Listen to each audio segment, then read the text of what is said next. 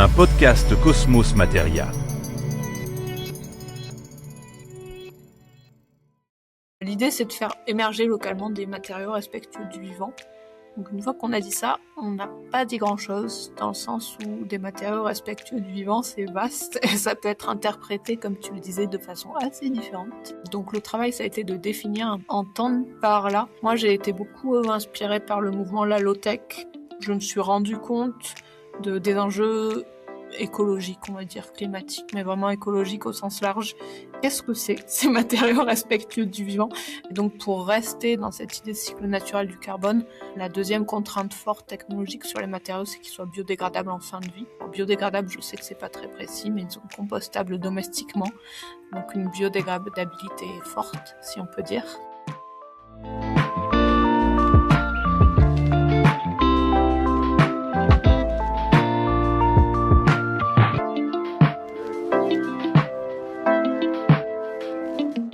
Allez, nous y sommes.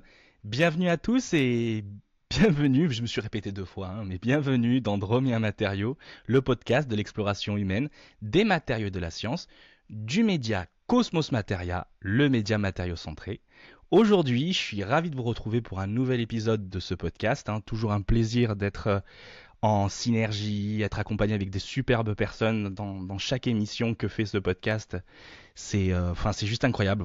Vous savez, je vous le répète à chaque fois, mais c'est important, cette dimension humaine, d'apporter cette nouvelle dimension finalement au monde de la science et d'autant plus au monde des matériaux, parce que le monde des matériaux, c'est un monde d'interface entre l'homme et son environnement. Alors aujourd'hui, je vais être accompagné par Marion Roulet, une personne ultra incroyable. Je ne vais pas vous en dire plus parce qu'elle va se présenter et sans transition, je lui pose la question. Marion, comment tu vas aujourd'hui ? Bonjour Mike, ça va, et toi ? Écoute, la forme, ça pète le feu. Il fait chaud. C'est vrai que là on est dans une vague de chaleur, il fait plutôt chaud. Dans le sud de la France, nous ça y est, on commence à arriver aux 31, 32 facile. Plein fin de mois de mai, début de mois de juin, on va pas tarder. Donc ouais, j'ai chaud, mais toi du coup c'est le nord de la France toi plutôt donc finalement. Ouais, ici à Strasbourg, on subit aussi un peu quand même. On est passé Pourquoi ça fait quoi du froid à très chaud. Ça fait quoi? Ça fait cunette? Ça va Strasbourg, c'est un peu comme une cunette, je sais pas trop, vraiment en termes de géographie, je suis un peu mauvais. Ouais, la plaine d'Alsace a tendance à un peu stocker la chaleur. Puis à un moment ça pète et puis ça fait des petits orages. C'est pareil ici, dans le sud de la France on est pareil. Des fois il fait très très très chaud et après tu sais qu'en termes de pluviométrie, nous il peut pleuvoir presque en un jour, beaucoup, presque l'équivalent d'un mois en un jour quoi. Parce qu'en fait on n'est pas trop habitué à la pluie et surtout nous ici au sud de la France, dit qu'il pleut on panique, dit qu'il y a de la neige on panique, dit qu'il y a quelque chose on panique. Alors du coup on est vraiment pas du tout préparé à toutes ces intempéries et tout ça. Bon écoute, je suis trop content de te recevoir Marion dans ce podcast. Franchement je suis ravi de t'avoir avec moi. Je suis ravi de parler de matériaux avec toi, de parler de la dimension humaine aussi des matériaux, la dimension vraiment autour du cycle de vie de la matière, mais ça on va en discuter et c'est quelque chose qui est très important. Je sais que c'est ultra ancré en toi et du coup on se retrouve harmonieusement là-dessus. Mais avant toute chose, je vais te poser une petite question que j'ai l'habitude toujours de poser, ça déroute, mais je vais la poser. Du coup Marion, ton baccalauréat, c'était quoi ton baccalauréat quand tu as commencé ton jeune parcours de chercheuse? Parce qu'il fallait bien rentrer à l'université. Et c'était quoi ta porte d'entrée? Ma porte d'entrée, moi j'ai hésité à faire de la biologie, j'ai hésité à faire de l'archéologie, j'ai hésité à faire plein de trucs et finalement j'ai fait une prépa physique-chimie. Et après j'ai continué dans la physique-chimie sans pouvoir choisir. Globalement le choix ça a toujours été quelque chose de compliqué dans ma carrière. Tu m'étonnes. Tu sais que c'est pareil pour moi. Parce que moi, tu vois, je viens du monde de la physique-chimie et j'ai toujours gardé la physique-chimie. Pourquoi? Parce qu'en fait, j'arrivais pas à me décider. Et puis, j'avais déjà cette petite chose qui me disait que la physique-chimie, c'est la notion de relation structure-propriété. Et je me disais, c'était pas possible d'évoluer dans un monde qu'avec de la chimie, qu'avec la physique. Je peux pas ni être physicien ni être chimiste. Il faut que je sois au milieu. Et finalement, tu vois, les matériaux, ça tombe sous le sens. On tombe sous le sens quand on devient physico-chimiste de la matière. Ça tombe sous le sens. Et par la suite, parce que effectivement, ça parle de biologie, ça parle de physique. Finalement, master, et après doctorat commence à enchaîner vers une thèse et surtout une thèse matériaux, n'est-ce pas? Ouais, matière molle, ben, j'étais du coup dans une école de physico-chimie, une école d'ingénieur très axée recherche. Donc j'ai commencé en me disant non, 5 ans ça suffit, je ne ferai pas de thèse. Et puis j'ai été convaincue de faire une thèse par mon stage ingénieur. Je me suis rendu compte que le R de R&D était beaucoup plus intéressant pour moi que le D. Donc à la suite de ça, j'ai cherché une thèse dans l'industrie et j'ai terminé, si on peut dire ça comme ça, ou en tout cas commencé ma vie professionnelle chez Unilever dans leur centre de recherche et développement anglais, dans le département crème glacée. Donc c'était assez rigolo comme sujet. Après moi je travaillais plutôt sur la texture du yaourt, donc assez fondamental et peu appliqué par rapport à ce que faisaient mes collègues. Mais c'est assez fascinant tous les enjeux physico-chimiques qu'il y a autour de la crème glacée. On est vraiment sur un matériau compliqué pour le coup. C'est fascinant. C'est fascinant. C'est fascinant. Ben oui, effectivement, mais même la chimie, la physico-chimie de la matière attachée à la crème glacée, finalement, la texture, comment elle doit être au toucher, au goût. Donc le goût doit associer une texture bien particulière pour pas désarçonner le client, enfin le consommateur. Donc il faut vraiment s'assurer que la rhéologie soit bonne. Moi, ouais, je vois bien le truc. J'avais une collègue quand j'étais en thèse qui travaillait effectivement là-dessus sur les yaourts. Et en fait, elle avait un texturomètre qui venait appliquer, tu sais, avec une petite pointe, et ça venait vraiment mesurer. Alors je sais pas vraiment, honnêtement, mais une viscosité bien particulière qui est associée à une texture d'un. Alors c'était rigolo. Alors moi je me marrais bien, je me marrais bien. Mais ouais, c'est fascinant, c'est fascinant. Et comment c'était venu la science? Qu'est-ce qui t'a dit, tiens, Marion, tiens, je vais faire de la science. Qui t'a motivé ou comment tu t'es motivé? Dis-nous tout. Ouais, je pense que, comme je disais, finalement, l'archéologie, j'ai eu un moment où je me voyais plutôt dans l'histoire de l'Antiquité. Un peu par inertie, je suis allée en sciences et c'est vraiment en classe préparatoire que j'ai eu un peu un révélateur sur des aspects très pratiques. Je me souviens très clairement d'une expérience que notre prof de physique nous avait fait faire, où on sortait et avec des lunettes, ou des verres polarisants d'ailleurs, des filtres polarisants, on avait réussi à filtrer la polarisation de la lumière naturelle. Donc comme lunettes en fait, on tourne nos lunettes de soleil polarisées. Et à un moment ça bloque et j'avais trouvé ça incroyable. C'était là où je m'étais dit mais c'est cet aspect vraiment très concret et pratique, c'est ça que je veux faire quoi. C'est fascinant. C'est fascinant quand on se dit que des fois ça touche à un rien d'aller vers une voie par rapport à une autre, on peut être drivé par un enseignant, par une situation. Enfin, j'ai eu énormément de personnes dans le podcast Dromien Matériaux et je peux te l'assurer, tout le monde quasiment me dit la même chose. Il me dit, ben, j'ai eu un enseignant qui m'a fait prendre conscience que c'était trop cool. Je me rappelle, d'ailleurs, on fait un petit coucou Maxime Delmé, qui nous a parlé de ça également, qu'il a dit il a eu un enseignant qui était incroyable et qui l'a donné vraiment envie de faire de la physique des matériaux, de la chimie des matériaux. Enfin, je veux dire, il y a vraiment cette dimension. Et je rebondis sur une chose que tu m'as dit, parce que tu m'as parlé d'archéologie. Pourquoi ça t'a pas donné envie de faire plutôt l'histoire de la matière? Tu vois ce que je veux dire? Pourquoi t'as pas été sur l'histoire de la matière, Ouais, l'histoire mais de... en fait, en école d'ingénieur, c'est une bonne question parce qu'en école d'ingénieur, au moment de choisir alors, je sais plus, un stage ou une 4e année ou un truc comme ça, je me suis quand même renseignée sur le laboratoire du Louvre où il y a une ancienne de mon école qui travaille là-bas en tant que chercheuse et je ne sais plus. Alors, soit il y avait pas de stage disponible, je sais plus ce qui m'avait fait basculer plutôt vers l'alimentation que vers les matériaux anciens, on va dire, mais ça s'est joué à peu de choses. C'est clair. C'est clair parce que c'est fascinant. Nous, avec Cosmos Materia, tu sais, le média, donc avec le Cosmos Materia, on adore regarder ça. On adore regarder aussi cette dimension médiation culturelle autour des matériaux parce que c'est important de comprendre la jeunesse des choses. Finalement, l'ère des matériaux, il existe depuis que la Terre est la Terre, en réalité. Après, la dimension anthropocène, donc finalement, c'est quoi? C'est l'influence de l'humain sur la planète, ce qui est finalement le plus grand vecteur d'influence, c'est l'humain, donc c'est l'ère anthropocène, enfin l'ère humain. Donc l'idée, c'est de voir finalement comment les matériaux étaient considérés comme matériaux quand c'est la planète, quand c'était biocentré, tu vois, peut-être l'ère biocène, si on peut l'appeler comme ça, et que maintenant, comment les matériaux sont et vivent dans l'ère où l'humain veut prendre le lead sur l'environnement. Et donc c'est intéressant. Alors moi j'adore personnifier les matériaux. J'adore, tu l'as bien compris, j'adore personnifier la matière, j'adore lui donner une vie, une responsabilité, un choix aussi d'exister. Parce que des fois, on entend qu'il y a des matériaux qui ont des propriétés qu'on devrait peut-être plus les accompagner au lieu de les vouloir à tout prix les mettre en synergie avec d'autres, qui peut-être peut causer des Frankenstein, hein, c'est-à-dire des matériaux qu'on ne peut pas gérer en fin de vie. Donc ça aussi, c'est notre responsabilité à vouloir dominer la matière, à savoir comment on crée finalement ce lien avec des matériaux plus respectueux. En fait, le matériau demande d'être respectueux, mais si on le modifie trop, effectivement, à un moment donné, il ne le pourra plus. Au nom de quoi? Au nom de la performance et de la durabilité?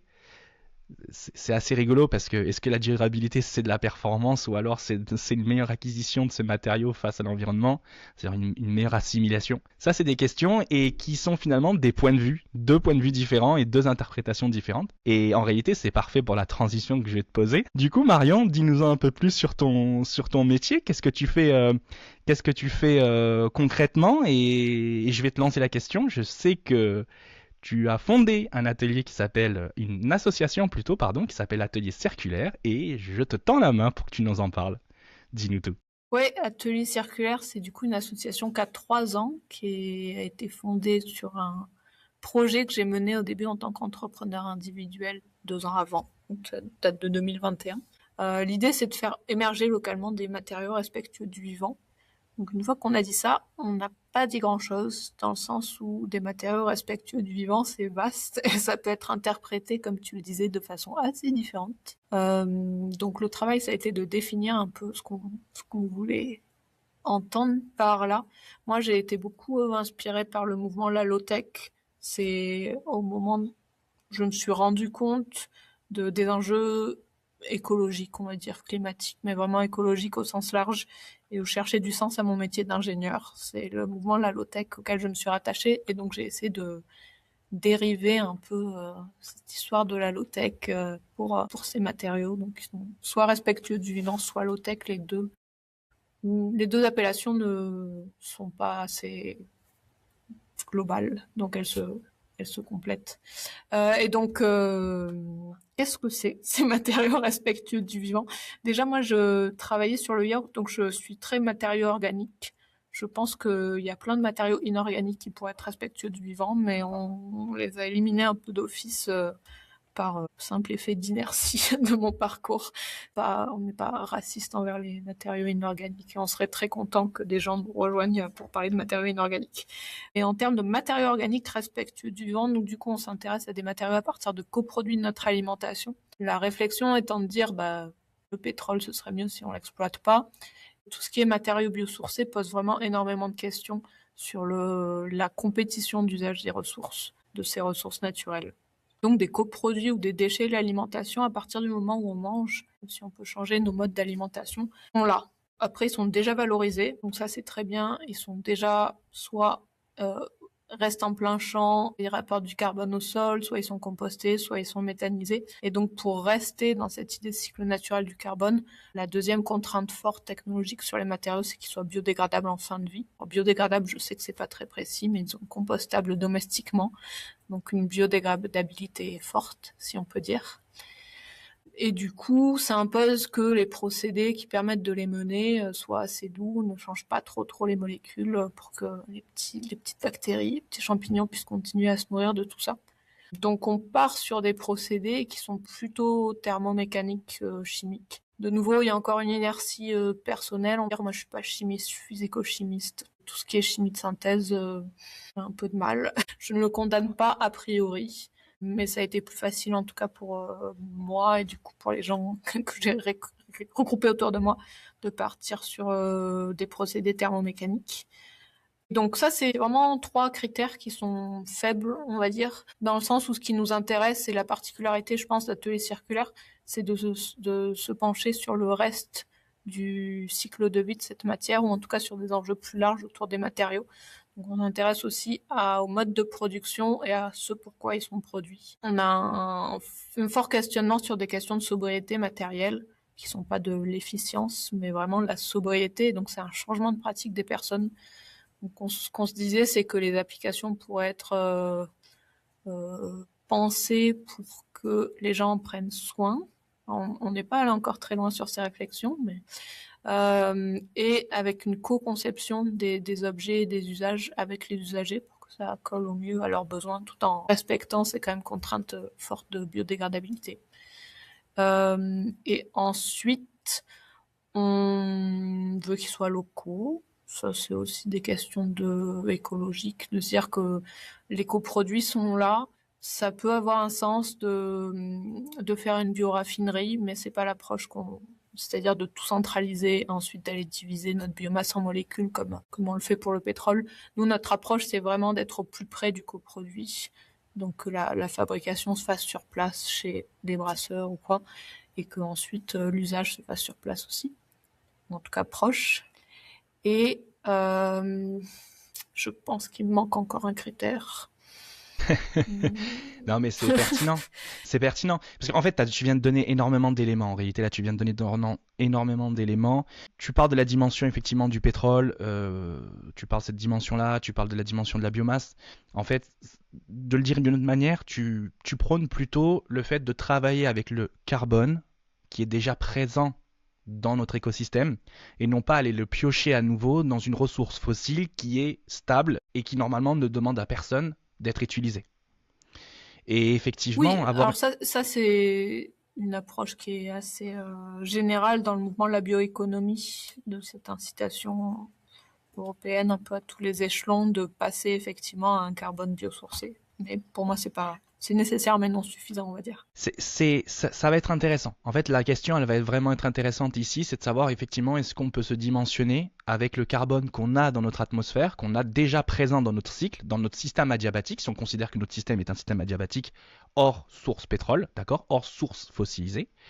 Là, normalement, la planète, elle s'est dimensionnée pour ce système-là déjà. Donc, effectivement, comment nous, les activités humaines, peuvent interagir avec ce cycle du carbone déjà présent et cette quantité de carbone qu'on a dans notre environnement qui est déjà présent.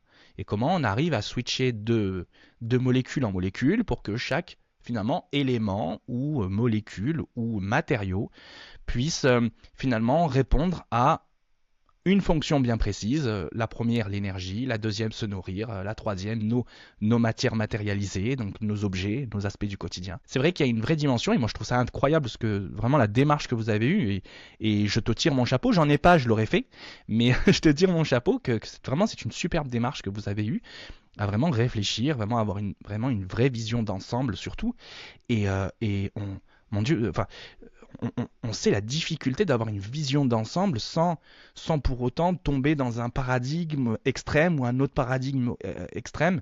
Tu vois, être vraiment dans une vision j'allais dire de pragmatisme, j'aime pas forcément le mot, mais une vision plutôt adiabatique. Tiens, je préfère ce mot-là, une vision adiabatique, tu vois, vraiment une vision plutôt adiabatique, pas au sens fermé en termes d'idées, mais plutôt fermé en termes de ressources. Voilà. On a ces ressources, on considère qu'on est fermé. Qu'est-ce qu'on en fait pour que notre système puisse fonctionner?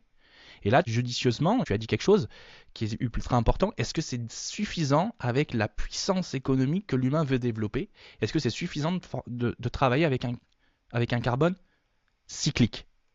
Et là, en fait, on rentre encore dans une autre dimension qui est matériau, mais peut-être beaucoup plus sociétale. Est-ce qu'on ne va pas tendre vers la sobriété? Est-ce qu'il ne faudra pas quand même tendre vers ça pour pouvoir travailler avec un matériau cyclique? Donc, en fait, tu as dit beaucoup de choses. Je voulais juste me permettre de te prendre le temps de reprendre un peu tout ce que tu as dit parce que c'est énormément d'éléments ultra intéressants et beaucoup de conceptualisation parce que je vois aussi ce travail que tu as fait de bien conceptualiser toute ta démarche, tu vois, pour laisser aussi une dimension à la fois, on va dire, scientifique au sens rigoureux du terme, mais aussi une dimension un peu méta-sociétale pour dire, effectivement, si on s'autorise à penser, comment on va faire? Comment on va faire pour s'autoriser à sortir ce paradigme un peu trop scientifique et se dire, bah voilà, maintenant je mélange un peu tous les domaines, toutes les visions, et comment je peux y répondre le plus pertinent possible, tu vois? Donc j'aime bien, je suis séduit par le discours. Je suis séduit par le discours. Mais c'est ultra intéressant. Et alors cette démarche de matériaux, de coproduits, comment ça fonctionne? Donc tu m'as dit que c'était local, donc ça c'est très bien, parce que d'un point de vue économie circulaire, hein, tu sais, les circuits courts c'est ultra important. D'ailleurs je pense qu'on a assez de ressources autour de nous en circuits courts pour y réagir. Mais alors, comment ça se passe? Est-ce que des gens vont venir te donner des matériaux pour que tu puisses tester des choses? Est-ce que tu es dans une approche, par exemple, purement, euh, purement, on va dire, euh, alors c'est pas éco-conçu, je voulais dire plutôt éco-matériaux. C'est-à-dire, est-ce que tu es dans une approche plutôt éco-matériaux, c'est-à-dire que des matériaux biosourcés, ou est-ce que tu vas le mélanger avec des résines thermodurcissables pour tester quand même des choses, tu vois, au moins tester des charges, tu vois, parce qu'il faut bien tester certaines choses. À un moment donné, on n'a pas le choix, il faut faire avec ce qu'on a. Voilà, quelle est ta démarche dans tout ça? Ben, c'est effectivement important puisque j'ai beaucoup parlé des matériaux, mais pas vraiment de ce qu'on faisait au sein de l'association. La raison pour laquelle on est une association, c'est que le but, c'est que on expérimente ensemble sur ces matériaux. Et tu parlais de sobriété, on sait pas trop. Nous, on fait vraiment le choix de se dire s'il faut de la sobriété, qu'est-ce que ça peut être, et donc de pousser la réflexion sur des modèles qui sont appelés parfois soutenabilité forte, donc où l'économie serait restreinte par les limites planétaires et par les aspects sociaux, euh, ou de post-croissance, qui a un peu la même idée quelque part, c'est-à-dire en tout cas une transformation du système économique. Donc ça, c'était peut-être pour compléter, on prend le parti de la sobriété choisie, et en partie parce qu'on considère que c'est pas fait ailleurs. C'est-à-dire que je serais peut-être un peu plus politique que toi, dans le sens où les sciences et les scientifiques dans les labos ne prennent pas ces aspects en compte, mais c'est pas tant ne pas prendre les aspects en compte que les présupposés sont un modèle de croissance économique où il faut produire toujours plus. En tout cas, beaucoup de présupposés de non-transformation du système, pas forcément consciemment. Enfin, je pense en général très inconsciemment. Euh, et du Je peux coup, réagir on va dessus? un peu en... Je peux Oui, réagir vas-y. dessus. Du coup, je voulais dire, non, mais c'est intéressant ce que tu dis parce que tu vois, il y a une dimension. C'est ultra pertinent. Vraiment, Marion, c'est ultra pertinent ce que tu dis parce que il y a une dimension, tu vois, autour du scientifique en laboratoire qui, en fait, il y a deux aspects. Il y a un moment donné où on doit avoir un aspect où on va chercher la science encore plus loin, quitte à créer un Frankenstein pour tester la science, tu vois, tester ses limites, tester notre connaissance. Parce que la science, c'est l'ensemble de nos connaissances à l'instant T. C'est pas une religion, c'est un ensemble de connaissances à l'instant T. Et l'idée, c'est d'emmagasiner encore plus de connaissances pour enrichir et voir comment on va piloter tout ça par la suite. Et alors, c'est vrai qu'il y a deux combats, et ça tu l'as bien énoncé. Et il y a un combat où est-ce qu'un scientifique des matériaux ne va s'allouer que à construire le matériau de demain, dire mais purement scientifique, ça veut dire construire le truc le plus durable possible, le plus résistant possible, tout ce que tu veux. Ou est-ce qu'il va s'attacher à un autre paradigme comme tu l'as défini et très bien défini, en disant bah non, je vais arrêter d'être dans l'efficience ou dans l'efficacité, je vais tendre vers l'optimisation comme fait le vivant, hein, rendement de la canne à sucre 6%, quoi. Donc elle n'est pas dans l'efficience, mais elle est dans l'optimisation pure de tout ce qu'elle fait. Tu vois? Est-ce qu'on va aller... Voilà, il y a deux paradigmes. Et est-ce que nous, en tant qu'êtres humains, on doit aller vers un paradigme et oublier l'autre? Ou est-ce qu'elles ont tout intérêt à exister les deux en même temps pour pouvoir aussi pousser la limite de nos connaissances et en même temps aussi s'adapter à quelque chose de plus concret, ce que tu viens de définir et que je partage ton opinion. Euh, tu vois, c'est quoi ton état de pensée un petit peu là-dessus? Tu penses, tu es assez clivante là-dessus ou quand même, comment tu te positionnes?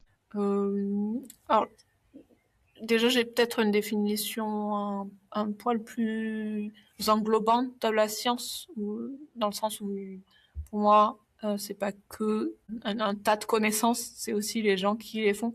Et donc, en ce sens, c'est très construit, en fait. C'est très social. C'est non seulement un stock, mais aussi des flux.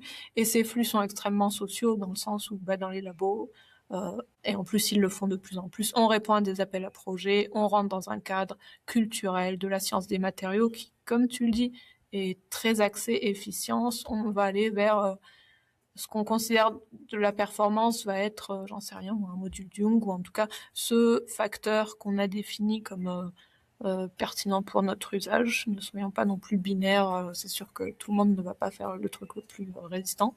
Mais en tout cas, en général, voilà, il y a quelques critères pour notre usage souhaité, des critères économiques, et finalement l'environnement vient un peu à la fin.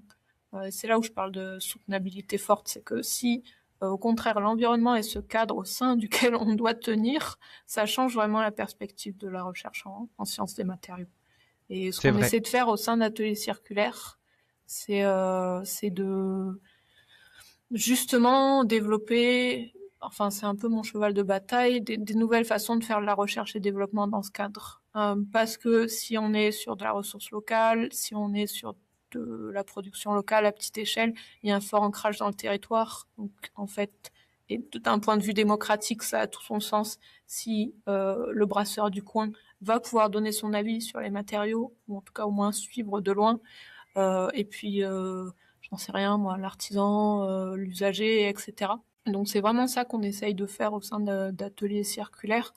Ça va être de faire émerger ces matériaux avec cette charte environnementale très forte, mais surtout avec cet aspect de mobilisation de tout un tas de monde à tout un tas de moments dès la recherche et développement.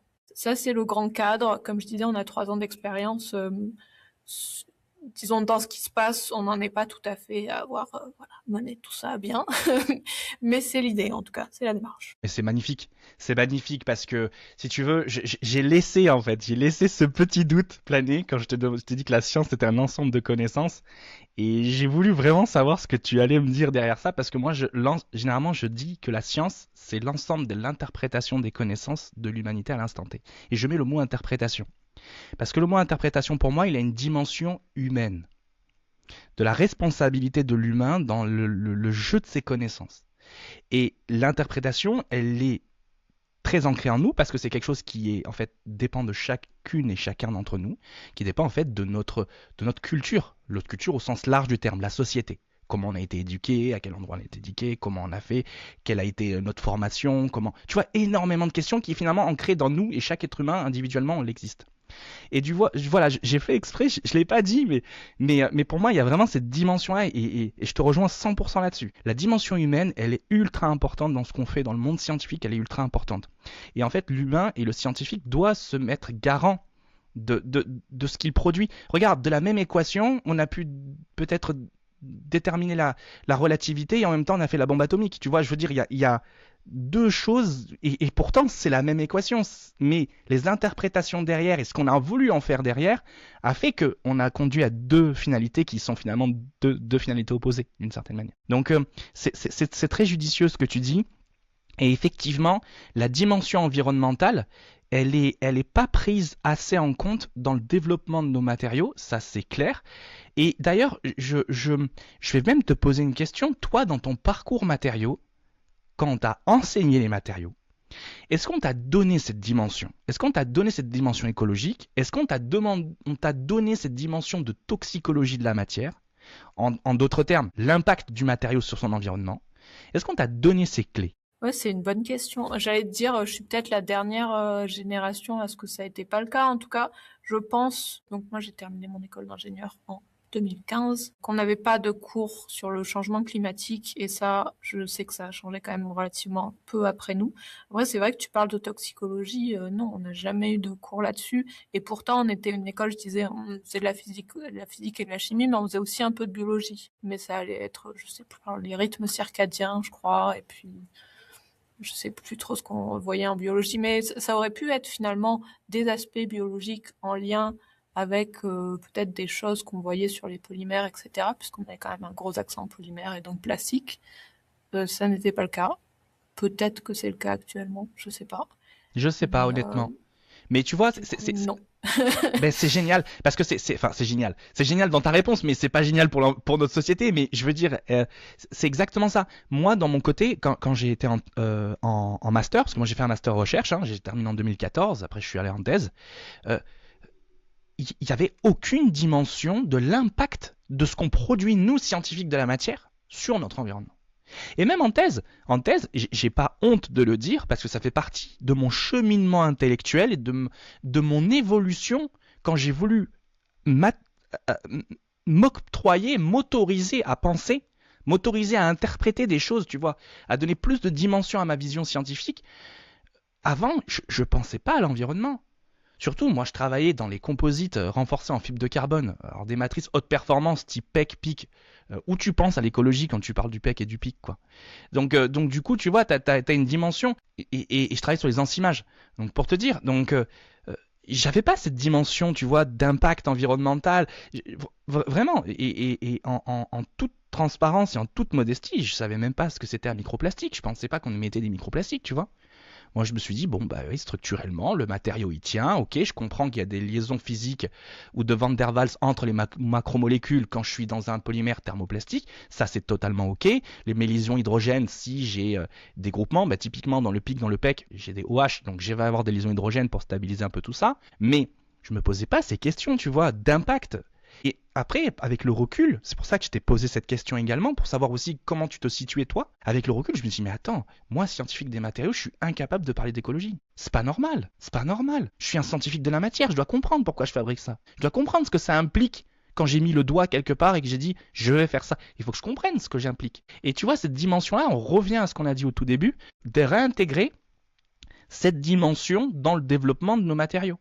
Alors, il y en a qui vont t'appeler ça peut-être éco-conception, ou moi j'aimerais bien appeler plutôt ça écomatérialité.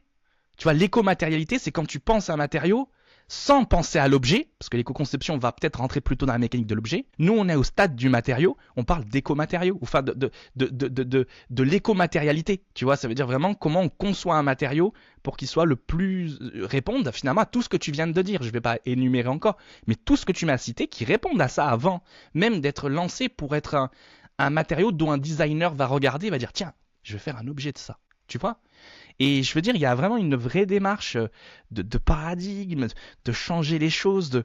Et tiens, toi qui as été quand même tenté par l'histoire de la science et l'histoire de la matière, est-ce que tu penses, c'est une question ouverte que je te pose, est-ce que tu penses que l'homme, depuis que l'homme est homme, l'homme en tant qu'espèce humaine, hein, je parle, hein, depuis que l'être humain est l'être humain sur Terre, est-ce que tu penses qu'il a toujours une relation avec les matériaux comme le matériau lui est dû? Il doit faire ce qu'il veut, ou il doit tordre la matière pour que la matière fasse ce que l'humain veut. Voilà, je te pose cette question, voilà. Après, tu te débrouilles. Ouais, vive le cadeau. Euh, C'est difficile de savoir. En fait, le risque, c'est de considérer que l'humain, c'est l'humain qu'on connaît avec notre vision occidentale, même de Cro-Magnon et des grottes de Lascaux jusqu'à nous. Mais en fait, il y a eu plein de sociétés différentes. Donc, je ne saurais pas me prononcer pour l'intégralité des sociétés. Après, j'ai tendance à penser qu'on s'en est souvent servi comme outil. Enfin, je veux dire, le matériau est à la base des outils, et donc ouais, pour que ce soit un outil, il y a quand même ce truc de devoir le maîtriser, j'imagine.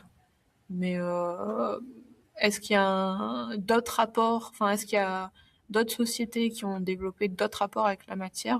Je ne sais pas, mais ce serait intéressant de le demander aux anthropologues. Oui, tout à fait. Parce que rien que la dimension de vouloir dire qu'un matériau en fin de vie doit être réassimilable par son environnement, c'est que déjà on est en train de se dire, ben, ok, on sait qu'on va donner un impact à notre planète, donc d'où pourquoi on est dans l'anthropocène, parce que c'est l'humain qui donne le plus d'impact sur la planète, mais qui va aussi en même temps, on se pose cette question, on se dit, ok, on sait qu'on va donner un impact, mais on va le lisser au maximum, comme si finalement la matière, elle a juste répondu à une fonction qu'on lui a donnée, d'où le fait qu'elle devient matériau, parce qu'une matière devient matériau parce qu'elle remplit une fonction.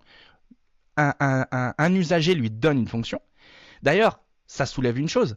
Ça veut dire qu'en fait, la matière n'est pas matériau que de l'homme, elle est matériau de l'environnement. Parce que l'environnement donne aussi de la fonction à la matière.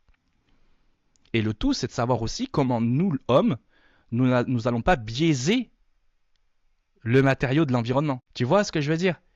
Et c'est là toute la complexité de la chose, c'est que comment en fait on diminue notre impact. Alors tout le monde va appeler ça sobriété, comme tu l'as dit aussi, soutenabilité forte, tous ces termes, cette terminologie.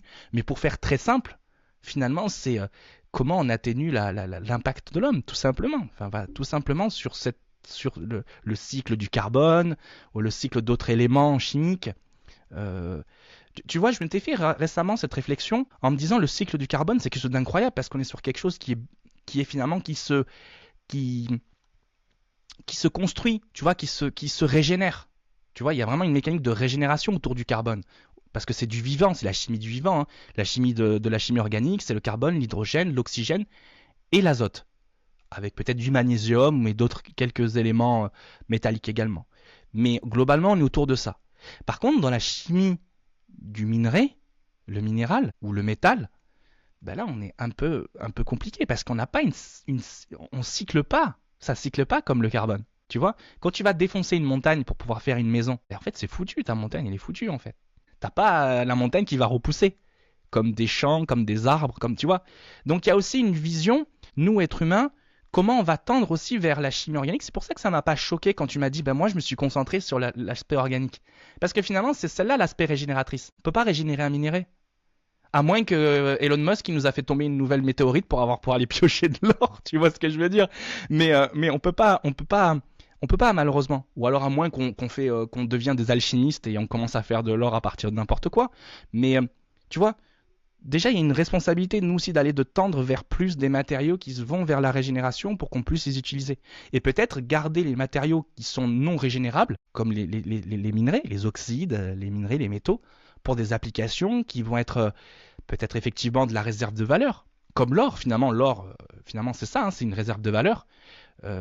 C'est bien, comme ça éviterait de faire tourner la planche à billets pour rien et de l'inflation, tu vois. C'est une réserve de valeur, ou alors, tu vois, les céramiques. Enfin, ce que je veux dire par là, c'est qu'il y a une vraie maîtrise, une compréhension des matériaux, et finalement, en ordre total, laisser un peu la matière faire ce qu'elle a envie de faire, en fait. Et nous, essayer de s'adapter au mieux à elle, au lieu qu'elle s'adapte à nous, tu vois.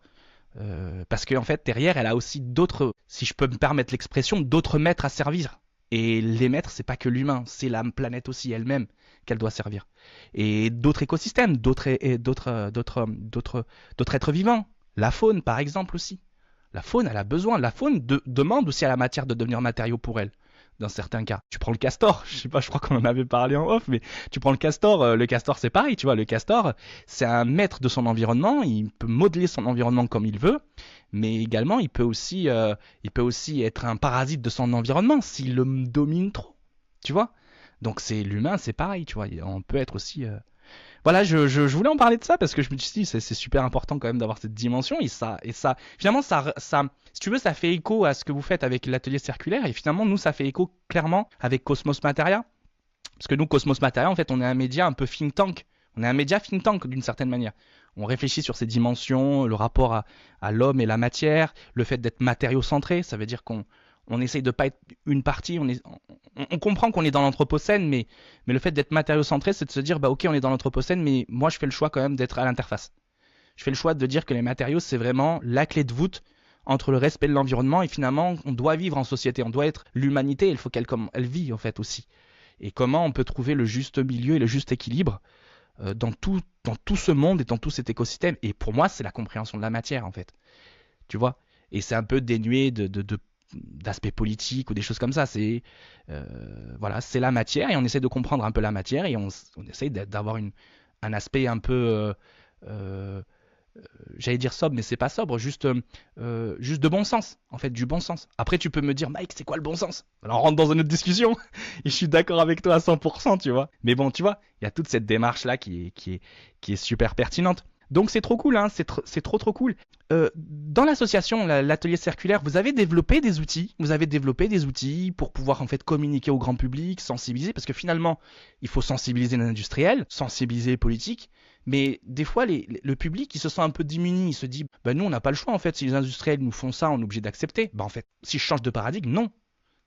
Il y a une offre et une demande. S'il n'y a plus de demande, normalement, l'offre, elle va s'effondrer, quoi. Donc vous, qu'est-ce que vous avez développé comme outil, comme atelier de réflexion autour de ces biomatériaux pour pouvoir promouvoir un peu cette nouvelle vision? Oui, ben nous, comme vous, on est intéressé déjà à ce qu'on parle de matériaux, c'est ce qui paraît évident, mais en fait, en dehors de notre petit cercle, ça n'est pas tant que ça. Donc dans les ateliers, on fait souvent, on demande souvent aux gens de porter l'attention sur les matériaux. Par exemple, on a un petit jeu de début d'atelier qui est soit les personnes font leur météo du jour avec un matériau, le matériau du moment, soit plus concrètement, on a vraiment des petits bouts de matériaux et les personnes doivent choisir une matière qui est sur la table et ensuite la décrire, en parler un peu, c'est pas grand-chose, ça prend 5-10 minutes, mais en fait, déjà, ça pose le terrain de dire, bah, les matériaux existent, regardez, on en a partout autour de nous. Et ce serait peut-être intéressant de s'y pencher. Alors ma grosse frustration, c'est qu'on parle toujours de l'énergie, on parle jamais des matériaux, ce qui est pas tout à fait vrai. Enfin, je veux dire, on parle de plein d'autres choses que l'énergie. Mais je trouve que, voilà, on mérite d'être mis, les matériaux méritent d'être mis sur la table tout autant que l'énergie. Mais c'est ça, c'est incroyable. Donc ça, c'est vraiment un tout petit atelier. Mais tu sais, c'est incroyable ce que tu dis. C'est incroyable, excuse-moi, mais il faut que je réagisse. L'énergie, mais c'est vrai. L'énergie, en fait, on pense l'énergie comme étant le vecteur de tout, mais, euh, mais sans la matière qui est en capacité de stocker de l'énergie ou produire cette énergie. Parce qu'en fait, c'est ça, c'est la matière qui produit cette énergie. Ça veut dire directement ou indirectement.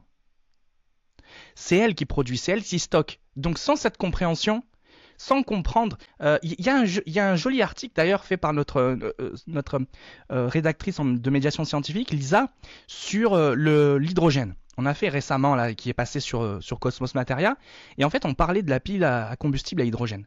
Et pourquoi ça fonctionne pas, tout ça. On a essayé de comprendre. C'est un article d'actualité, on n'a pas été dans la profondeur, mais on a voulu donner quand même un aspect, une vision, une compréhension un peu de tous les enjeux. Et globalement, ce qu'on retient de ça, c'est que on pense à des choses parce qu'on pense en termes d'énergie, mais on pense pas en termes de mobilisation matériaux. On pense pas est-ce que le matériau il est viable?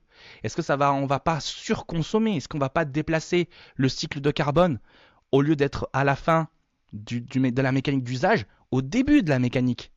Avant même l'usage en fait, dans la conception. Et peut-être qu'on va appeler ça éco-conception, mais finalement on est mauvais, tu vois. Je veux dire, il y a vraiment une stratégie derrière à comprendre les choses, à essayer d'avoir vraiment une vision d'ensemble, tu vois, vraiment une vision. J'aurais pu faire plus grand avec mes bras encore, mais une vision d'ensemble vraiment sur ça, qui, tu vois, et je pense que notre métier, et vraiment le tien comme le mien, notre métier, c'est vraiment de reconnecter les gens à ce qui l'entoure. En fait, être un bon matérialiste, tu vois, mais pas en accumulation, mais en compréhension, tu vois. Et je pense que cette dimension matérielle, l'homme, il faut qu'il se la réapproprie, mais au bon sens du terme. Vraiment, c'est...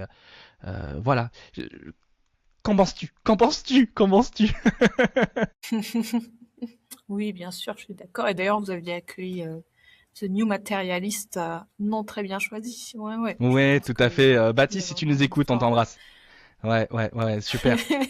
Ouais, c'est vraiment intéressant, quoi. C'est des concepts Euh, intéressants. mais ce qui est rassurant, c'est qu'on est beaucoup au même stade de nos réflexions. Donc ça veut sûrement dire que c'est pas, enfin, je veux dire, on s'illusionne pas. Si on a chacun dans notre coin ces mêmes frustrations, c'est bien que ça repose sur quelque chose. Ouais, tout à fait. Tu veux dire que fait, effectivement, le fait que ça émerge de manière sporadique un peu partout, finalement sur le même niveau de prise de conscience, finalement ça veut dire qu'on n'est pas fou d'une certaine manière. Hein. Je reprends tes mots et je l'étoffe. C'est qu'on n'est pas fou et qu'on arrive qu'il y a une vraie demande en fait, ou qu'il y a une prise de conscience. Après, c'est normal qu'il y a des gens qui prennent conscience avant d'autres. Parce que ça dépend de nos sensibilités de chacune et de chacun. Et puis c'est comme ça, on est des êtres humains.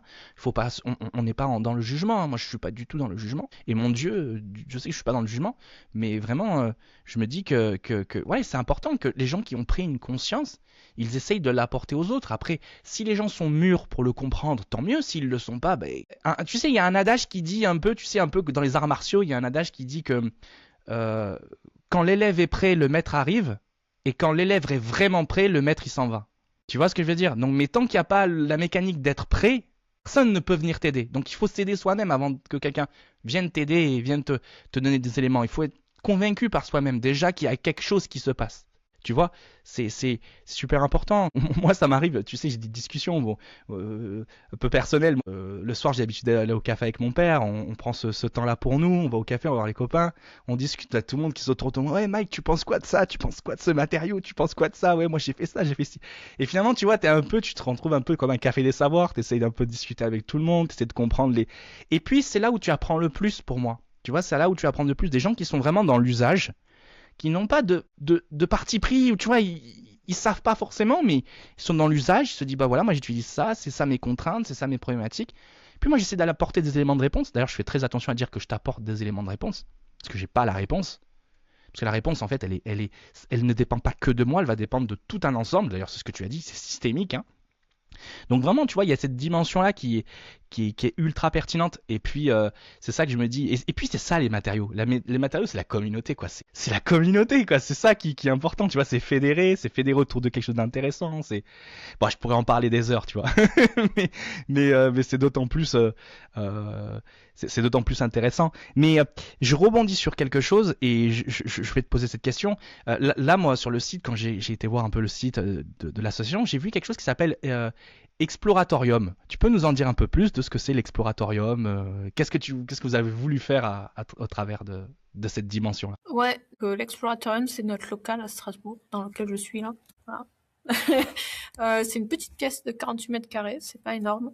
L'idée, c'était d'avoir un lieu physique, comme tu parles de ton café des savoirs, nous, c'est d'avoir un lieu physique pour qu'on puisse discuter et aussi expérimenter. Donc on a quelques techniques qu'on explore, c'est vrai, j'en ai pas trop parlé, mais qui nécessitent un peu de matos. Alors il y en a une, c'est ce que les designers appellent les bioplastiques, c'est globalement des matériaux cuisinés, donc une plaque chauffante, que poudre de gélifiant alimentaire, de la gare, de l'alginate ou quoi, et puis c'est parti. Mais bon, c'est toujours bien de le faire ensemble et de pas salir sa propre cuisine. Sinon, on a aussi un peu travaillé sur le mycélium, donc, pas mal de matos de biologie qu'il faut, qu'on a pas mal bricolé. Et surtout, la thermocompression, ma préférée. Donc, il faut une presse chauffante pour faire de la thermocompression. Et donc, ce lieu, on y mène ces activités d'expérimentation collective. Notre but serait que ça se transforme vraiment en recherche. Et là où je fais la distinction entre expérimentation et recherche, c'est la démarche construite, on va dire, la construction, la démarche scientifique. On n'en est pas encore là, mais on est plutôt sur des expérimentations collectives. On fait des apéropapotes sur des sujets en lien avec nos questionnements et donc beaucoup sur la transition écologique. Là, ce soir, on va parler de la nature de l'innovation low-tech. Est-ce que c'est la rétro-tech, donc récupérer des techniques anciennes, un peu vernaculaires, un peu oubliées? Est-ce que c'est inventé mais différemment, ou est-ce que c'est juste finalement de l'innovation sociale, pas de technologie, mais juste s'organiser différemment? Que te dire sinon? On a fait une expo, alors pas dans notre petite pièce de 48 mètres carrés, mais de l'autre côté de la fenêtre où il y a un peu plus de place. Une exposition pour montrer un peu nos travaux sur les matériaux, puis les travaux surtout d'étudiants. Finalement, c'est un peu ce que tu disais, tout le monde n'a pas forcément cette conscience sur les matériaux, et nous, le public qu'on touche beaucoup, qui est vraiment prêt à activement contribuer à quelque chose, c'est des ingénieurs, des scientifiques qui ont un lien avec la matière, ou des designers, ou des artisans, et beaucoup plus marginalement des personnes avec une forte conscience écologique qui ont fait ce cheminement de se dire finalement la matière c'est important. Mais ça, on n'en a pas beaucoup, et les designers en fait sont le public qu'on touche le plus. Et je pense aussi parce que des espaces de rencontre entre design et sciences, il y en a pas tant que ça. Alors qu'au contraire, moi j'ai été très inspirée par les designers. Je trouve que c'est eux qui ont raison. Ils sont capables d'avoir cette vision systémique et beaucoup plus large que ce qu'on fait en sciences des matériaux. Donc en général, les nouveaux matériaux, surtout dans le truc des biosourcés et biodégradables, on a toujours genre une dizaine d'années de retard. Genre le mycélium, les laboratoires commencent à s'y mettre 10 ans après que soit des architectes ou des designers qui aient commencé à réfléchir sur ces trucs-là. Mm.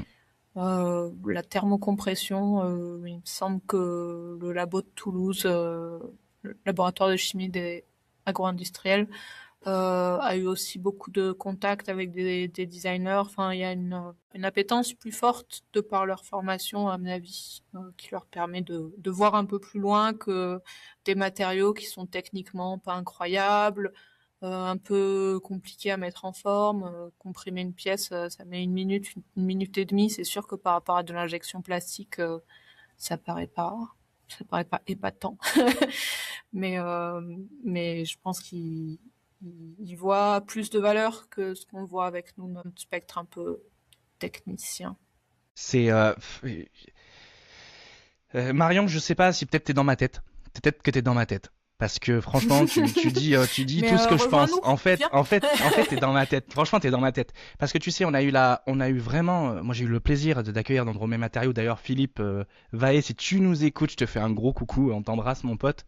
Vraiment, euh, on a eu un designer sur Drôme et Matériaux, et vraiment, c'est lui qui m'a fait vraiment prendre conscience de la mécanique d'usage, en usage. Ce terme en usage, tu l'entends pas dans le monde matériaux. En usage. Et mon Dieu, qu'est-ce qu'il est important ce terme en usage. En fait, c'est tout ce qui va définir pourquoi on a choisi un matériau et celui-ci, pourquoi on l'a étudié. Parce que c'est là où il va avoir le plus d'impact, c'est en usage. C'est là où il va peut-être créer de la toxicité, c'est en usage. C'est là où il va peut-être interagir le mieux, qu'il ne faut pas qu'il blesse son utilisateur, c'est en usage. Et puis tu vois, il y a vraiment cette... Vraiment, je te rejoins parce que l'aspect... Les designers, ils ont beaucoup apporté aux scientifiques des matériaux. Parce que nous, on est trop cantonné à la matière, on n'est pas cantonné à l'objet, à la vision de l'objet, à l'interaction de cet objet. Et, et en fait, on devrait même descendre à cette échelle. C'est pour ça que je te parlais d'éco-matérialité, ou éco-matérialisme. C'est-à-dire designer le matériau, pas l'objet, le matériau, pour qu'il soit déjà un bon matériau pour le designer derrière, tu vois, qui va, lui, éco-concevoir l'objet, et après s'appuyer sur nos techniques pour finaliser un objet. Tu vois, il y a vraiment cette démarche. Non, non, mais je sais pas quoi te dire. C'est ça, quoi. C'est ça. C'est ça, quoi. T'as vu la lumière, c'est ça. C'est exactement ça. C'est exactement ça. Et non, non, mais il y a énormément de trucs à prendre en compte dans tout ce monde, et le monde de la matière, c'est quelque chose qu'effectivement, il y a une vraie prise de conscience qu'il faut avoir dans le monde des matériaux, et il faut et des structures comme la tienne qui aident à prendre conscience de tout ça, à travailler aussi sur la notion de biomatériaux, de bioplastique aussi. C'est intéressant, la terminologie du bioplastique, tu vois, ça veut dire que c'est un polymère formulé par l'homme, mais issu de la biomasse, qui normalement, en espérant, donne un matériau qui, lui, va avoir aussi une dégradabilité aussi. Tu vois, qui va pas avoir un aspect parce que des matériaux issus de la biomasse mais qui font des plastiques après, je t'en donne le polyéthylène, quoi. Polyéthylène, tu peux l'utiliser à partir du méthane, un méthane biosourcé, tu fais du polyéthylène, et en fait ton polyéthylène, bah je suis désolé, c'est un plastique, c'est pas un bioplastique, quoi. Tu vois, il y a vraiment cette notion, et cette notion de définition aussi accompagnée beaucoup, parce que tu sais, les mots, c'est le pouvoir aussi. Je sais pas si tu l'as remarqué, ça, j'aimerais bien avoir ton opinion là-dessus. T'as été confronté vraiment à des amalgames de mots? Ça veut dire qu'on essaie de te dire, oui, mais ça, c'est ce matériau-là, ça veut dire ça, par exemple, un bioplastique. Et toi, tu dis, mais attendez, non. Non, parce que par définition, enfin après tu dis, après avec la toute modestie, tu vas te dire, attendez, dans mon référentiel, dans la référention de mon référentiel, je définis un bioplastique comme étant ça, ça, ça. Est-ce que tu as été confronté à ces choses-là? Ouais, c'est un débat qu'on a tout le temps sur les bioplastiques, parce que comme je disais, les designers appellent bioplastique ces matériaux, gel, que moi j'appelle gel, composite, gel composite éventuellement, mais où la matrice c'est surtout beaucoup d'eau et puis un gélifiant alimentaire, que ce soit de l'agar-agar, de la ginette de sodium ou quoi. Et pour moi, il n'est pas plastique. On a des grands soucis d'incompréhension et en fait, on fait des formations sur nos techniques. Comme je disais, la thermocompression fait partie de nos techniques phares. Et la deuxième, c'est ces matériaux cuisinés. Alors sur le site web, on les a appelés, enfin, je crois que j'ai choisi unilatéralement d'appeler les matériaux cuisinés, mais la formation s'appelle bioplastique parce qu'en fait, c'est un terme qui parle aux designers. Mais donc le début de la formation, c'est 10 minutes déjà à dire bioplastique, plastique, qu'est-ce que c'est? Et surtout, attention, qu'est-ce qu'on met, qu'est-ce que chacun met. Moi, avec mon spectre d'ingénieur, je mets pas la même chose que vous. Je considère d'ailleurs que votre utilisation est erronée, mais peu importe, je devrais sûrement être plus humble et dire que je ne suis pas d'accord et c'est tout. Mais oui, oui. Puis le PLA, on a beaucoup de gens qui commencent à s'y connaître un peu et le discours sur le PLA dans les Fab Labs fait des ravages. Combien j'ai de gens qui me disent que mais oui, c'est de la patate, après tu le mets dans l'eau et ça se dissout. Non, ça ne marche pas comme ça. Et le PLA est source vraiment, parce que c'est un matériau biosourcé dont on n'a pas l'habitude, mais auquel les gens ont accès facilement par les Fab Labs et par l'impression 3D. Il y a tellement de méconceptions sur ce PLA, c'est incroyable. Oui, tout à fait. Bah, tout à fait. Bah, je peux pas te dire mieux. Là, je suis sur le site, effectivement, de l'association. Tu l'as appelé les écomatériaux cuisinés. colle naturel et bioplastique de designer. De designer. Voilà. Ok, voilà. Non, mais non, mais c'est incroyable. Je veux dire, il y a des trucs. Non, non, c'est très intéressant et moi, je pense que votre association elle est d'intérêt public. Moi, je te le dis honnêtement. Moi, je pense que l'atelier circulaire il est d'intérêt public parce que vous êtes vraiment là pour apporter des bons éléments, de la bonne réponse, une meilleure compréhension, aller combattre la mésinformation. Tu vois, la mésinformation, ça veut dire finalement, c'est de l'information, mais qui est erronée, pas parce qu'on le veut, parce peut-être qu'on le comprend pas et qu'on le discerne pas. Tu vois, ça arrive. Écoute, moi il y a des choses. Moi au début le mot plastique, je comprenais pas ce que c'était. Pour moi le plastique c'était un polymère et puis j'arrêtais pas de m'embrouiller avec tout le monde en disant mais non, le plastique c'est un abus de langage parce que c'est la propriété d'un polymère à être dans son seuil de plasticité et dans sa déformation plastique, tu vois. Jusqu'à un moment donné, je rencontre Étienne me dit bah non, un plastique c'est une formulation de polymère et puis après là, il m'a ouvert la voie quoi. Tu vois, il y a vraiment, et il faut comprendre, tu vois, il y a vraiment une mécanique à comprendre, à s'autoriser à comprendre, à sortir un peu de la mécanique du sachant, aussi à accueillir les interprétations des uns et des autres pour essayer d'avoir la plus juste adaptée aux faits. Parce que le fait, il est immuable, d'accord? Un fait, c'est un fait. Mais comment on l'interprète? Ben, tout le monde va l'interpréter de différentes manières selon nos niveaux de connaissances, de ressenti, notre niveau technologique. Et en fait, le but, c'est de croiser toutes ces interprétations pour finalement coller celle qui est la plus réelle, on va dire la réelle, si je peux me permettre cet abus de langage, celle qui colle le plus aux faits en tant que telle. Donc voilà, tu vois, il y a vraiment cette dimension-là qui est ultra importante. Donc non, non, c'est d'intérêt public et c'est la même chose nous avec Cosmos Material. C'est pour ça qu'on te rejoint énormément parce qu'avec Cosmos Material, c'est ça qu'on fait. Nous, on fait ça et on le fait par le média. On a fait le choix par le média. Vous l'avez fait par l'atelier et je trouve que c'est deux dimensions qui sont complémentaires, tellement complémentaires et en fait incroyable. Voilà, c'est ce que je peux te dire, juste incroyable. Du coup, tu sais, j'ai une question à te poser là-dessus. Et si tu me permets, on va passer dans un pan du podcast. Je voulais avoir ton état d'esprit, c'est-à-dire, toi en tant que chercheuse, quelle a été ta démarche? Vraiment, tu nous en as parlé, mais si on peut le formaliser, on va dire vraiment le formaliser. Quelle a été ta démarche quand tu es sorti vraiment d'école d'ingénieur, que tu as fait ta thèse et que tu es arrivé maintenant à la Marion d'aujourd'hui? Comment tu as grandi? Quelle a été ta démarche et ton évolution scientifique pour partir du fait que tu as appris les matériaux et que tu es arrivé à ton niveau de prise de conscience de la matière aujourd'hui? Je pense que ça rejoint cette histoire de non-choix entre physique et chimie. Je crois il y a déjà ça, c'est toujours cette volonté de ne pas se cantonner à un champ disciplinaire.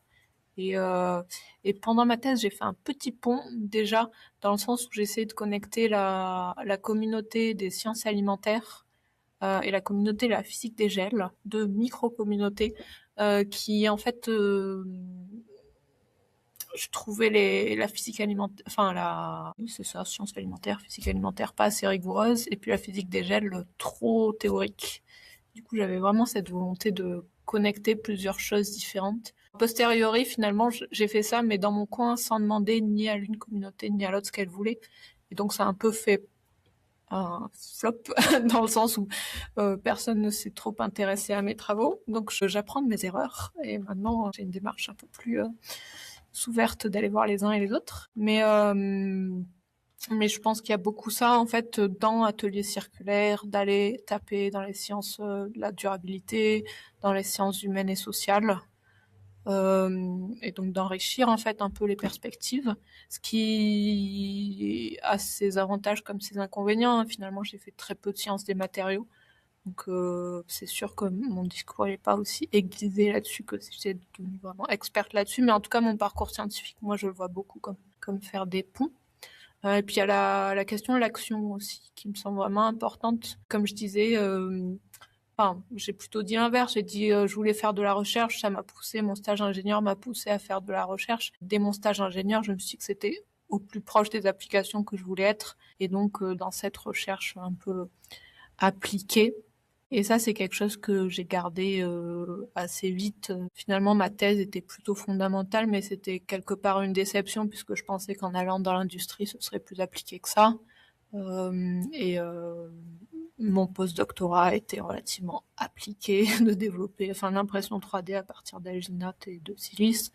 Et puis là, atelier circulaire, c'est vraiment carrément ça, c'est cette idée de vouloir contribuer au changement. En tout cas, c'est la posture, créer les alternatives. C'est une posture, on va dire, dans le monde militant, en tout cas des gens qui sont préoccupés par la transition écologique, dans laquelle je me sens parfaitement alignée. Ça me fait pas de juste critiquer, et ça me va pas de aussi montrer ce que font les autres.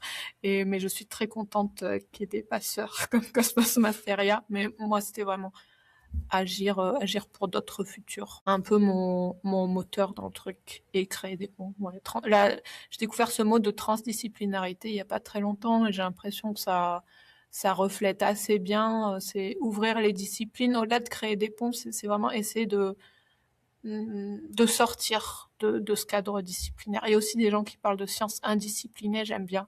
Je crois que c'est aussi quelque chose qui me colle assez bien, même si je dirais plutôt ingénierie indisciplinée, puisqu'il y a vraiment cette envie d'action, cette envie d'agir sur le monde et pas juste de le comprendre. Je retiens une phrase, la posture crée l'action, c'est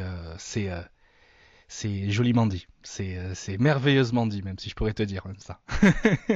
C'est une très belle phrase. Je vais la réutiliser. Je sais que je vais te copyrighter, je vais la réutiliser. Non, c'est très beau. C'est probablement pas de moi, donc tu peux y aller. Comment ça? Mais non, c'est clair, c'est clair. On se rejoint vraiment sur ces pentes de pensée. La transdisciplinarité, c'est quelque chose de très intéressant aussi. Moi, j'ai eu la chance d'avoir des personnes autour de moi qui m'ont initié à la transdisciplinarité. Effectivement, que l'indiscipline, comme tu veux le dire, ça veut dire au sens qu'il n'y a plus de discipline, qu'on ne sectorise plus les thèmes et les disciplines. D'ailleurs, les matériaux, c'est très beau parce que c'est un thème, c'est pas une discipline. Discipline, c'est la physique, la chimie, la biologie, par exemple. Mais les matériaux, c'est pas une discipline, c'est un axe d'étude. À partir de là, moi j'aime bien dire la matière comme étant, c'est l'état de l'organisation, un matériau plutôt, c'est l'organisation de la matière à l'échelle de l'interaction humaine, sens très large du terme. Après tu peux me reprendre, tu peux me dire Mike, attention, il y a il y a des micro-matériaux, tout ça, et ça je suis d'accord avec toi, tu pourras me reprendre là-dessus, mais au sens très large, pour l'expliquer au plus grand nombre, j'aime bien dire un matériau, vous êtes capable de le toucher, en gros, globalement vous êtes capable de le toucher. Une molécule un peu moins, même si on touche l'eau, qui est une molécule. Bon. Mais l'eau peut être un matériau. L'eau est un matériau moléculaire pour moi. Parce que si je lui donne une fonction à l'eau, c'est un matériau. Voilà. Donc après, ça c'est ma définition, je l'entends. Mais c'est ce que je défends en tout cas. Donc vraiment, il y a cette approche qui est judicieuse. Et franchement, je te rejoins à 100% là-dessus. Et si on passe de l'autre côté du miroir, imaginons qu'il y a quelqu'un, il y a une Marion, ta doublure, d'accord, qui vient te voir et qui t'explique ça et que toi tu ne sais pas ce que c'est en fait, tu comprends pas le monde de la matière et tout ça. Comment tu penses accueillir finalement quelqu'un qui vient te dire attention, il faut pas penser qu'aux l'énergie, il faut penser aussi aux matériaux, c'est important. Comment tu penses l'accueillir, cette connaissance, ce savoir, cette ouverture d'esprit, tu peux l'appeler comme tu le souhaites, en tout cas c'est un peu de tout. Comment tu l'accueillerais? Alors, c'est une question compliquée parce que ça nécessite de savoir qui est cette deuxième Marion. Je pense que du coup, c'est à partir de ça que tu accueilles un discours d'une façon ou d'une autre. C'est où t'en es et il n'y a pas, je pense que deux personnes. C'est toi en double. Pas la même c'est chose. Toi en double. Ah ouais, mais du coup, moi en double, elle est convaincue par ces histoires de matériaux. Ah, le fait de sortir un peu En fait, c'est de s'imaginer comment on pourrait être... comment si on oublie qui on est et qu'il y a nous qui viennent nous parler à nous-mêmes, tu vois. Et en fait, comment on accueille ça quand même, comment on accueille. Par exemple, moi, je me dis que si un autre Mike vient me parler, que je suis pas du tout sensibilisé aux matériaux, qu'il y a un autre Mike qui vient me parler, je pense que je l'écouterai. Parce que bon, ça va, je vais garder quand même mon aspect mon aspect ouvert d'esprit, ça, je vais le garder. Je pense que je l'écouterai et je m'intéresserai quand même. Je vais commencer à m'intéresser parce qu'on va me parler de compréhension. On va aussi m'attacher à quelque chose que je touche tous les jours. Tu vois, les matériaux, je les touche tous les jours. Je touche mon bureau, c'est du bois. Je touche mon micro, c'est du fer.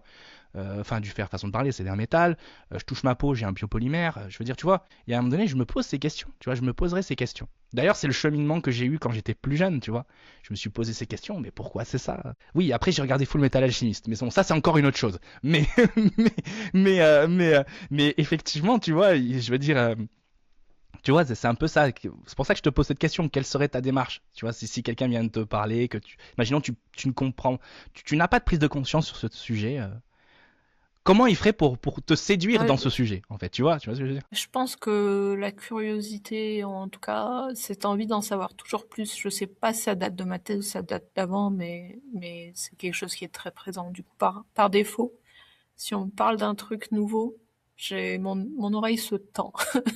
Après, il y a des sujets, je suis assez sélective sur les sujets dans le sens où peut-être que ça me passerait par-dessus la tête, mais en tout cas, j'accueillerais ça avec curiosité et sûrement un peu intriguée de ce qu'on me raconte si c'est quelque chose auquel j'ai jamais vraiment pensé.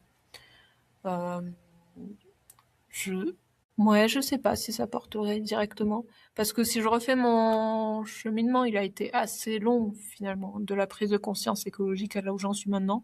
Donc si on me balance ça en 5 minutes en condensé, je pense que ça commencerait à faire bouger, mais pas non plus. Je serais sûrement pas gagnée par le discours, quoi. Je sais pas si je signerais pour atelier circulaire direct après, mais euh, mais je pense sûrement ouais, curiosité, un certain intérêt, et peut-être un certain retrait aussi, d'attente de voir, d'attente de comprendre, d'attente de bien saisir pour être en mesure de faire mon avis. Ouais, je suis d'accord. Je peux ne que partager ton opinion là-dessus. Je pense qu'effectivement, c'est toute une démarche intellectuelle. C'est vrai que ça peut être facile à dire, mais le processus intellectuel, il est quand même difficile parce que ça change de paradigme. On doit aussi s'ouvrir l'esprit. On doit aussi se dire, bah, de voir les choses autrement. Vraiment rien que voir les choses autrement. D'ailleurs, qui n'a pas galéré sur la mécanique du point? Quand on te dit, ah, tu sais que deux personnes qui avancent dans la même direction et au même sens, est-ce qu'elles bougent l'un par rapport à l'autre? Tu vois? Et en fait, c'est ça. En réalité, c'est ça la pensée. C'est exactement ça. Donc, non, ça demande un travail de l'esprit. Et ça, je te l'accorde grave. Ça demande un travail de l'esprit. Bah écoute, c'est super. Je te propose de passer à dernier pan du podcast et je vais te poser une question. Comment tu vois la suite? En fait, comment tu vois la suite pour toi? Si tu dois faire une rétrospective, donc on reprend, c'est un peu la suite logique de cette question de la précédente. Comment tu vois la suite pour toi, pour l'atelier circulaire et la dimension que tu veux donner à cette évolution? Ouais, c'est une bonne question parce que tu disais que tu trouves que ce qu'on fait c'est super et que c'est d'intérêt général. Si tes auditeurs nous écoutent, nous sommes effectivement d'intérêt général, les dons sont défiscalisés. Non, parce que en fait, l'enjeu économique il est majeur au sein de l'association. On a quand même subi une baisse des financements cette année qui fait que moi, je suis salariée qu'à mi-temps dans l'association, mais on a une salariée à temps plein et il faut qu'on arrête nos deux contrats à la fin du mois de août. Ouais, c'est ça. À l'été, il n'y a plus personne. Enfin, après l'été, il n'y a plus personne. Donc la suite de l'association, elle pose question vraiment un peu sur ces enjeux de mobilisation. C'est-à-dire, est-ce qu'on sera capable de poursuivre en bénévole c'est bon, voilà, nous sommes le 28 mai 2026. Sûrement que quand je réécouterai enfin, si quelqu'un écoute ce truc-là dans 6 mois, les choses auront beaucoup changé. Mais là, c'est vraiment d'actualité dans nos réflexions au sein de l'association. Et après, de mon côté, je parlais de sciences humaines. Je ressens vraiment un besoin d'ancrer plus ce que j'ai essayé de développer ici dans l'étude des sciences et techniques, qui est ce champ un peu multidisciplinaire des sciences humaines, de la philo, de la sociologie, de l'anthropologie, qui s'est intéressé à la science, à la technique et aux scientifiques et aux ingénieurs. Et donc j'ai très très envie et je monte des projets là pour aller vraiment ancrer mes recherches là-dedans et titiller notre petite communauté de sciences des matériaux, et en particulier en m'intéressant aux matériaux biosourcés, puisque la science des matériaux, c'est très très vaste. Donc c'est ça que je vais essayer de faire sur les prochaines années, encore soumis à des questions de financement. A priori, je vais essayer d'aller renforcer ma démarche et secouer un peu la communauté matériaux pour forcé à se poser des questions. Alors après, je sais très bien qu'on n'a pas toutes les marges de manœuvre. C'est comme ça qu'on a commencé l'entretien. Il y a un cadre de financement, un cadre politique, etc. Mais c'est jamais mal de se poser des questions. En tout cas, c'est mon point de vue. Et puis de se renseigner sur des gens qui ont fait tout un tas de trucs. Tous les jours, je tombe sur des papiers qui ont l'air passionnants, de scientifiques en sciences sociales, enfin en études des sciences et techniques. Et je pense que encore une fois, il s'agit de créer un nouveau pont à vocation un peu transformatrice. Alors c'est très ambitieux, on verra bien ce que ça donne. mais mais c'est vers là que je me dirige. Ben, c'est parfait. C'est parfait. Je trouve ça incroyable. Je trouve ça incroyable. C'est des dimensions qui font écho à Cosmos Materia et je pense que cette dimension, c'est pour ça que nous, on existe en tout cas. Moi, j'ai créé Cosmos Materia pour répondre à ces questions que tu viens de dire en fait. Tout ce que tu viens de dire, je l'ai créé pour répondre à ces questions-là. Donc, pour avoir cette dimension-là de réflexion anthropologique, épistémologique sur les matières, sur les matériaux, notre dimension, d'ailleurs, je ne peux qu'acquiescer en fait, acquiescer, je peux rien te dire d'autre, en fait, je suis d'accord avec toi. Je suis pas impartial, alors là, du tout, pas du tout impartial, je mange ce que tu me dis. Voilà, je peux pas te dire autrement. Non, mais c'est super incroyable. Et du coup, alors, dans la même perspective, si tu as des conseils à donner aux générations suivantes, lesquels seraient-ils ces conseils et surtout aussi aux plus expérimentés? Est-ce que tu as des conseils à donner à ces deux pans? Alors pour rester toujours dans cette veine, hein, je pense s'intéresser à comment la transition écologique nous impose un peu de modifier nos pratiques et juste se poser des questions en fait. De nouveau, on a la marge de manœuvre qu'on a chacun dans notre travail ou dans nos études, ou vraiment malheureusement plutôt dans une position passive d'accumuler des connaissances, même si vous pouvez choisir vos projets, les étudiants et étudiantes qui nous écoutent.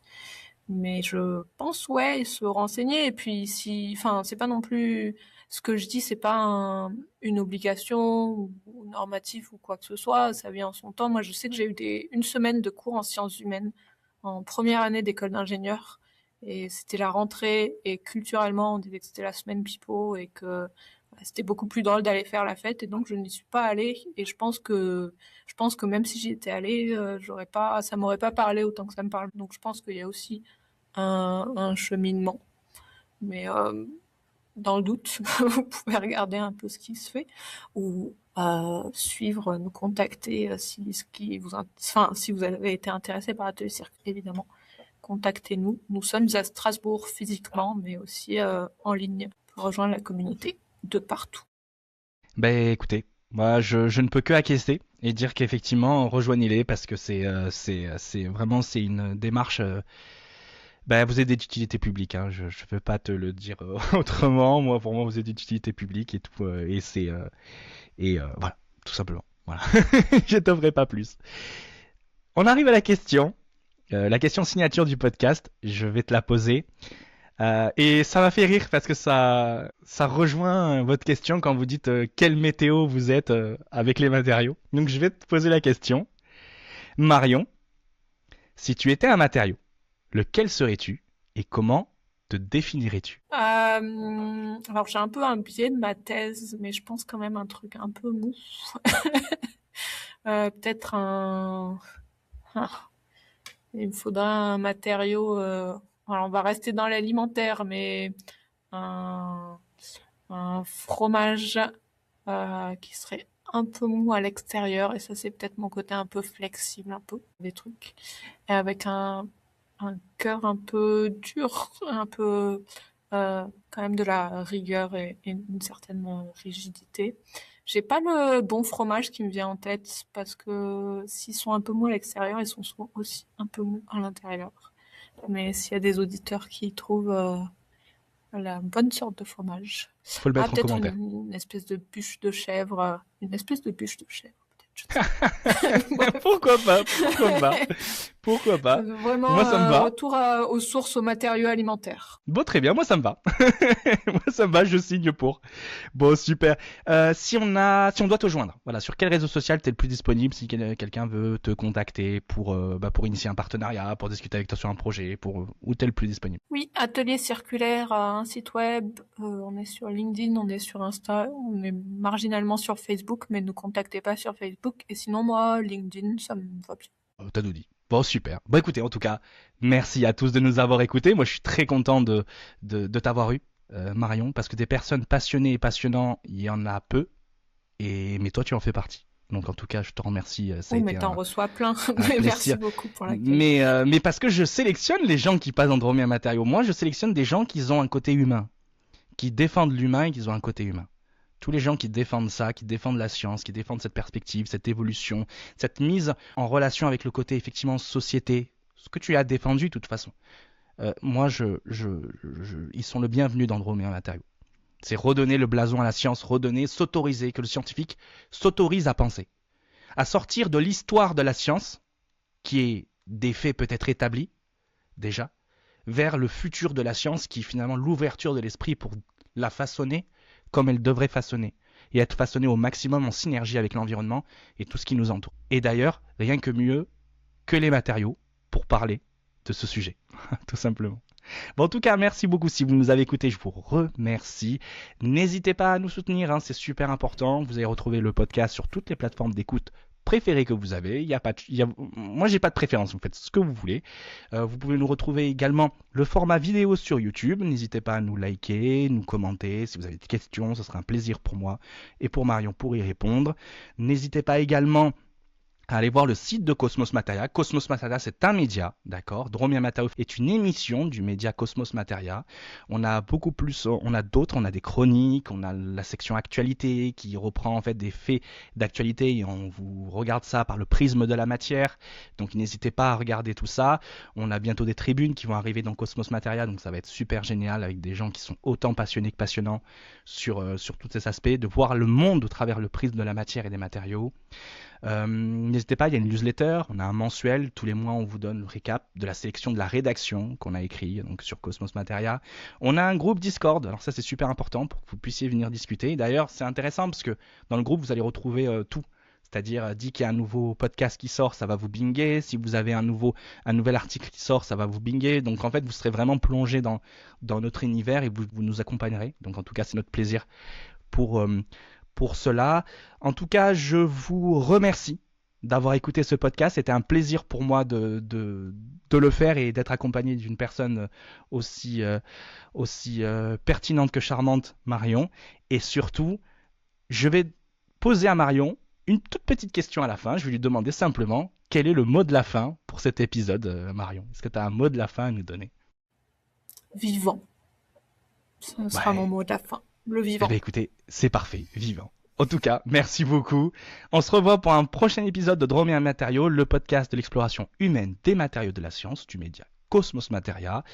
Je vous dis à la prochaine. Allez, salut, bye bye.